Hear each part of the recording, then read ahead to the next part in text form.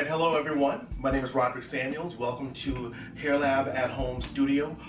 This is some complimentary education that I wanted to do for students and professionals all around our country. As you guys know, we're in a really weird predicament right now, but I wanted to spread a little bit of love with some education. So first I want to give a big shout out to everybody that's watching.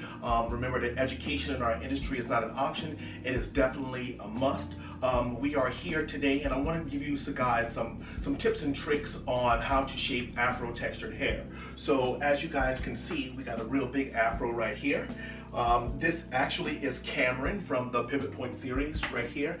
And for those of us out there that are looking for really cool doll heads, mannequin heads to practice while we're down in quarantine, please make sure to reach out to Pivot Point. They have a really amazing wide array of mannequin heads, from straight to curly to texture, you name it, they got it. All right, so first things first. Anytime that you're dealing with Afro textured hair, especially when you want to shape and give it a little bit of shape, you need one of these. This is a fan pick. As you guys can see, it has some really long metal teeth on it, and what this does is it helps to actually get through the hair, lift it from the scalp, and bring it up. So here, I'll show you guys what we're doing on Cameron today. Cameron, you doing okay today?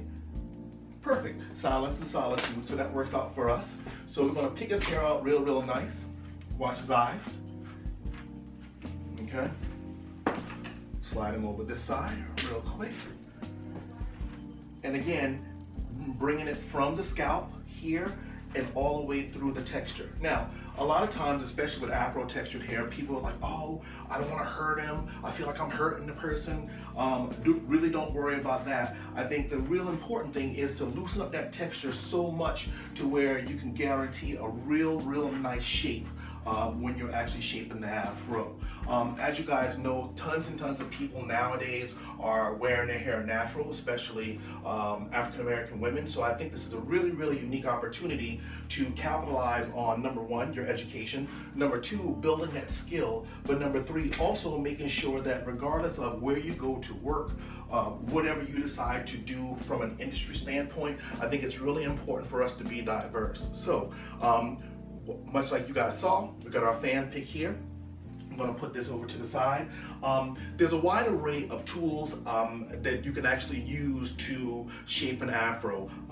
You can actually use a clipper, like we have right here. Can you see? Can you see? Can you see? Can you see? Perfect. This is the Andis cordless Envy clipper. One of the clippers that I love the most, of course, it being cordless, but it's also very lightweight. So if you're a high volume cutter, you never have to worry about a lot of fatigue in your arms or anything like that, because it's lightweight and a lot of people can handle it very well. So we got our adjustable blade clipper here. Adjustable in the fact that if you see this little lever right here, if you can open it and close it, meaning that the blade is close right here.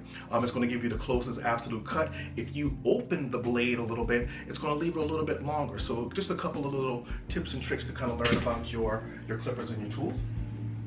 The tool that we're going to actually use today is the Andis Super ZR2. What you guys will notice is that anytime that you do a detachable blade or use a detachable blade clipper, it normally comes with a couple different blades. The blade that we're going to use today, it came standard with this triple lock blade, which is 3 zeros on here. But the blade that we're going to use today is called an OAFD blade. So this is basically a fade blade for your detachable blade clippers. Okay. Of course, first things first, with all the coronavirus stuff going on, we need to make sure that we sanitize our tools. Are you ready? Here we go. So I'm going to pop that blade on. First and foremost, we got our Andis 5-in-1 Cool Care. If you read down here, it's a coolant, disinfectant, lubricant, cleaner, and rust preventative. Also, in the very fine print, it says it actually kills corona. Or tell the world, actually. I'm just kidding. All right, so we're gonna move right along right here. Anytime that you're loading your detachable blade clippers, you always want to make sure that it's actually cut on first. Okay? Once you actually cut it on, you pop the blade right there inside of the socket, clamp it down, and you're ready to rock and roll. Okay? Everybody see that again? Make sure that the blade is on. You want to make sure that it fits snug right inside of there. Pop it on and you're ready to go.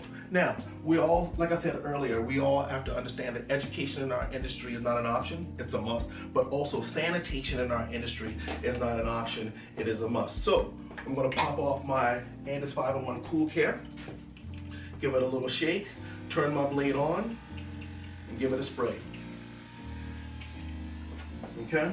Now, what we do is we actually take that, once we actually get the blade nice and saturated, we take our towel and we wipe off the excess. We don't want to give our clients a jerry curl or anything like that, having additional excess oil flopping all over their hair. It gets really, really weird and looks really, really greasy, so we don't want that to happen, all right? So we're gonna wipe off the excess. Now, the other thing that we need to make sure that we do, outside of disinfecting our tools, we need to oil our tools. There's a lot of people that I know that actually drive their cars daily and never ever add oil to their car. That costs you thousands and thousands of dollars, and of course, anytime that you buy a new tool, it's always an investment, so make sure that you do whatever you need to do to take care of your tools. So, I'm gonna turn my blade on, and we're gonna use a 3-drop system. So, right here in the center of the blade, I'm gonna drop 1 dot of oil. I'm gonna turn my clipper to the side. Now, you'll notice right here where the still blade and the moving blade meet, I wanna put a dot of oil there as well. Ah, nice, right? I'm gonna flip it, and I'm gonna do the same thing on this side. All right? So, we're gonna turn it off and on, turn it off and on, and that way the oil actually circulates through the blades to make sure that we get enough oil all over here where it's reducing friction as well as running very smoothly, okay? We're gonna take our towel again, we're gonna wipe off the excess again because we don't wanna give anybody jerry curls today, all right? Wipe off the excess, and then we are ready to rock and roll. So, as you guys see, I'm gonna take my fan pick just one more time and break up that texture. Really, really nice. Cameron, what you thinking so far? My man, you okay? You good? He doesn't have too much to say today, guys, it's fine. All right. Now, much like with every haircut, we need to start with a guide. I think that's super, super important for us to put together a guide for this large amount of hair. So I'm right-handed. So what I'm gonna do is, with Cameron, I'm gonna start right in the center and I'm gonna make my initial guide, okay? So here's a couple things. Number one, you wanna make sure you got 4 fingers across the back of your clipper. You wanna make sure you can hold it very, very tightly, because if you are shaping this afro and it drops in his head, in his hair, it can cause 2 things. Number one, it's gonna cause a big misunderstanding. Nobody's gonna understand exactly why you dropped this clipper inside of his head. Number 2, some furniture moving. A lot of people get upset, somebody might fight, I don't know, but here again, we wanna make sure that we grip our tool as tightly as we possibly can to make sure that we don't have a slip or a fall or an oh Lord haircut. For those of us who don't know what an oh Lord haircut is when you're cutting the hair and you drop the clip and you say, oh Lord, we don't want that to happen. So, with that being said, we want to make sure 4 fingers across the back here, my thumb right in between these 2 fingers to make sure I have the ultimate grip on our tools. I always like to keep a comb or a pick in my hand, so we're going to start here. So, we also want to make sure that our blade sits on the toe, not the heel. All right, let me get a little closer right here. The toe and not the heel. We want to make sure that it's at a really, really nice angle so that the still blade can actually lift the hair into the cutting blade. All right, so we're going to start here in the center section. Take a look at Cameron before we give him a nice little shape. Perfect. So we're going to start right here. Turn the speed up on my Andis Super ZR2s. I want to start right here in the center.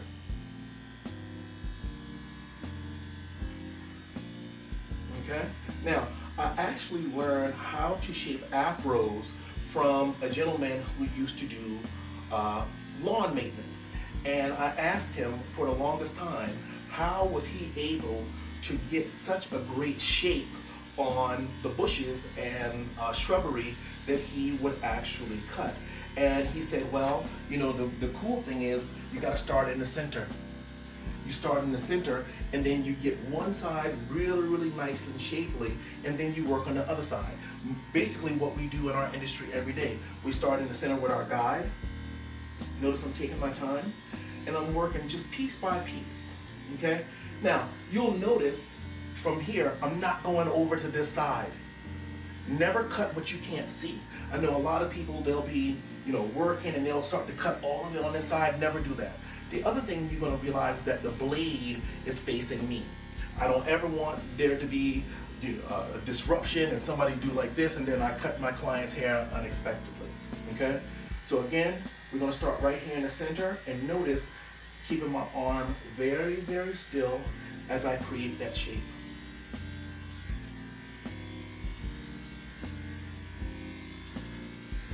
Now, you'll notice I'm just kind of taking off the loose ends and helping to build that shape.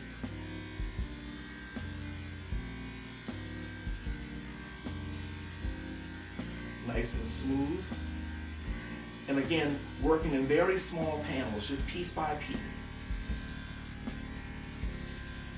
Nice little clump of hair that hit the floor just now. Okay? Now, a lot of people don't even think about it like this, but when you're shaping an afro, it's almost like sculpting.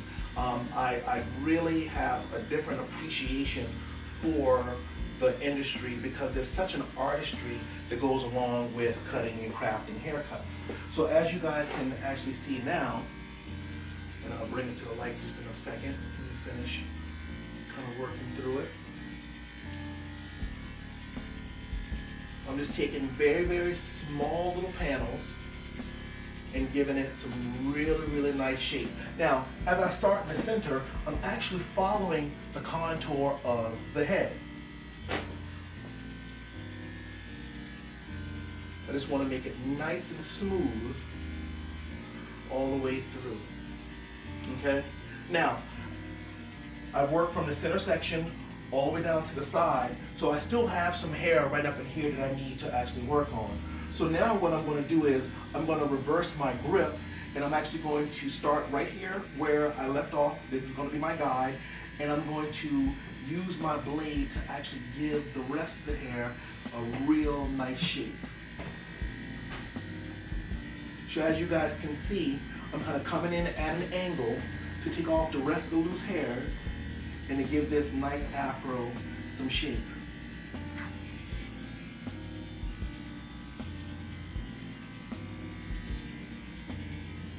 Okay, now, if you start here in the center, you'll see that we have given this amazing transformation, given this afro some really, really nice shape.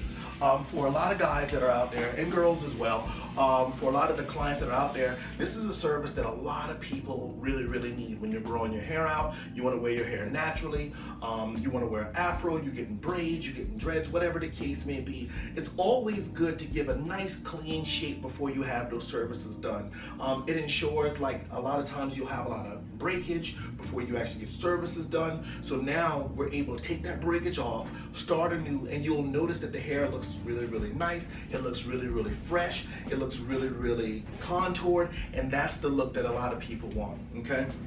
So now I'm going to switch sides, and I'm a firm believer that if you're going to be a professional in this industry, not only do you need to know the business side of things, you need to be extremely diverse in your clientele, whether it be black, white, Spanish, Puerto Rican plaid, Argyle, plaid. It could be amazing, any of those things. The fabric of hair is always changing, so you need to be extremely diverse in hair. Doesn't matter what the ethnicity is, doesn't matter where the people come from, you need to be able to cut every single bit of hair that actually comes in your shop or salon. The other thing, and this is what I train my students on, is being ambidextrous. There's a lot of times when I go into barbershops and salons all across the country, and I'll see a guy or a girl who is right-handed, and they'll do this to shape. Looks real weird, doesn't it? Look at my arm. This is not ergonomic whatsoever. So much like any professional basketball player, you also need to be, professional basketball players, they dribble with both hands. I think it's important for future professionals and for professional barber stylists and stylists out there to be able to cut with both hands too. So when I worked on this side, you'll notice I use my right hand. Now that I'm on the left side, I'm going to use my left hand. Same technique that I used before, turning my clipper on. But this time I'm going to have 4 fingers across the back here. I'm going to start right in the center where my guide is and complete the rest of the look. So right in the center, I see where my guide is. So I'm just going to follow where my guide is, working in small sections. How do you eat an elephant, people? Piece by piece. Always making sure that my blade is on an angle, because again, I want to make sure that this still blade is lifting the hair up into the cutting blade super fast, which is giving me a really nice, awesome shape. Making sure I have full control of the clipper. And again, just working piece by piece. As I kind of work my way down the head, it's not uncommon to come back through, check and see exactly how this is looking. And you guys can see from where my guide is, I'm actually bringing the shape all the way back around to make sure that it's nice and contoured, just like this side. And I'm doing it with my left hand. So working slowly around the afro, taking off all the loose edges. You guys can see the difference already in this side. Always starting at the front of the head and working my way all the way to the back. Working little small sections, piece by piece, as I work my way to the back of Cameron's head. Cameron, are you okay? Cameron? That's always a good sign. When your client falls asleep in your chair, that's always a good sign. Unfortunately, Cameron sleeps with his eyes wide open, so he may have had a long night, I'm not sure, but we're going to keep working on Cameron, all right? Now, I work my way down to the side, much like I did on this other side. I'm going to reverse my grip. So as you guys can see, we started here in the center, and we worked our way right down to the sides, and we gave Cameron a really nice contour. So I'm just going to go back through and clean up this area real nice, okay? Now, I'm going to turn Cameron around real quick. So you guys can see how we've kind of built this shape all the way through. So now I need to work the back section, okay? Again, starting where my guide is, making sure that the blade is facing me. I'm still going to follow our guide and just go piece by piece. Starting here in the center and working our way down, reducing whatever bulk is out there so that it really marries into the shape that we're actually creating.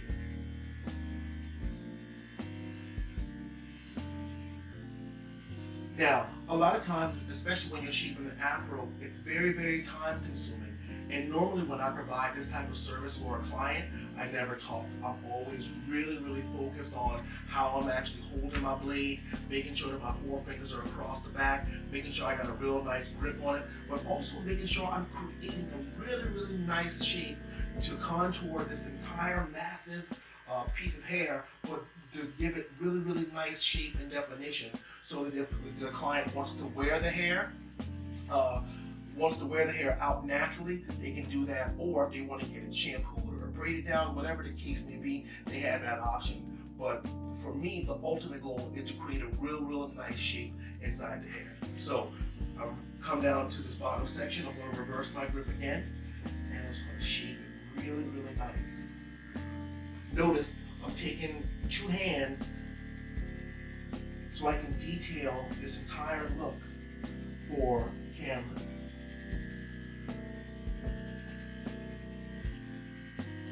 One of my favorite things, or favorite haircuts to do, is definitely shaping afros. I like the artistry in it. I like the fact that I get to create something that's really marvelous for a lot of clients that are out there. But one of the things that really kind of brings me the most joy is being able to teach techniques like this for you guys that are watching right now. I don't believe that there's a lot of training out there for specialties like this. So I'm really, really blessed to be able to provide that kind of education for you guys on this video today. So if you kind of take a look here, you can kind of look at the back and look how nicely that's shaped in right there. I'm going to come get a little closer to the camera so you guys can see. But look at how nice and shapely that has become, okay? Now, I'm going to turn the camera back around to you guys. And look at how we've created this really, really amazing shape. Isn't that pretty awesome? Okay? So I'm just going to come back through here, get some of those loose pieces off. All right? Now, the last piece of shaping this afro, you guys will notice, is that this front is hanging over. And a lot of times when I see people with afros, especially people who don't go places that kind of specialize in textures like this or services like this, they always got this little thing kind of leaning over the side of their head, and I don't think that's cool. So much like we actually came through with our guide here in the center, worked our way to this side and then came back on this side, I like to work from the center to my right first, only because I'm right-handed, and this is a natural motion for me. For those of us who follow football, 9 times out of 10, if a quarterback throws across his body, the ball doesn't have accuracy, it's kind of off, sometimes there's an interception, whatever the case may be. So always start with your strong side first and then work on your weak side. I'm predominantly right-handed, so when I switch my grip and come to my left hand, I needed to make sure that I used a little bit more precision when I was doing it. So again, we're going to start here in the center. I'm going to turn my Andis Super ZRs on. And right here in the center is where I'm going to start here, and I'm just going to work my way through that texture.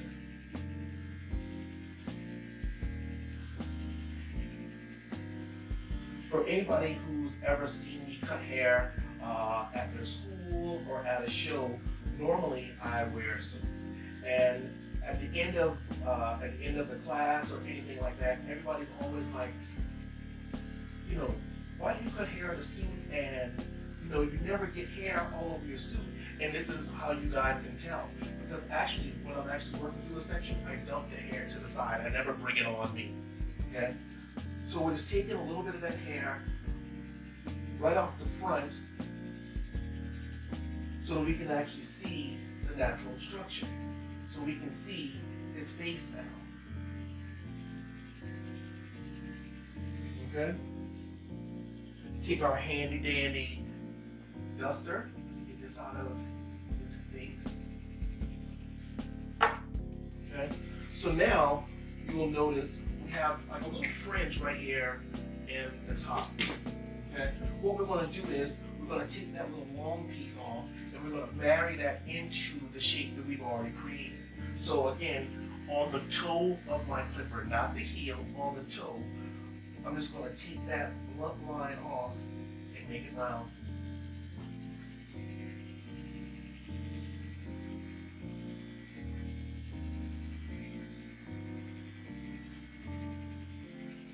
And this is where being ambidextrous really comes in handy, because now I don't have to get in front of the camera, use my body this way, only because I'm right-handed. I'm able to kind of see the shape that I'm creating with my tools. When I'm doing work like this, I like to refer to my clippers as mechanical shears. But I get a real cool opportunity to add some shape into this. And now when you look at Cameron, you can see his face. His afro is shaped really, really nicely. Come back and take that little bit of hair off. Kind of go back through and refine it. And there he is. Dust them off a little bit. Okay, so the next thing that I want to do is make sure that we kind of solidified our shape. So I'm going to step away from the camera right now and see exactly how that shape is taking place.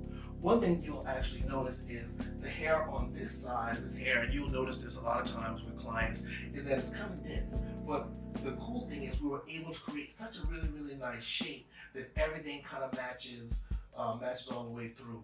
When you're dealing with clients, always remember this: accentuate the positive and eliminate the negative. Okay? By us actually creating a real nice shapely afro, regardless of what the hair density is on this side, look at how nice and shapely that is, and I'm pretty sure that a client will be extremely happy with that. Okay?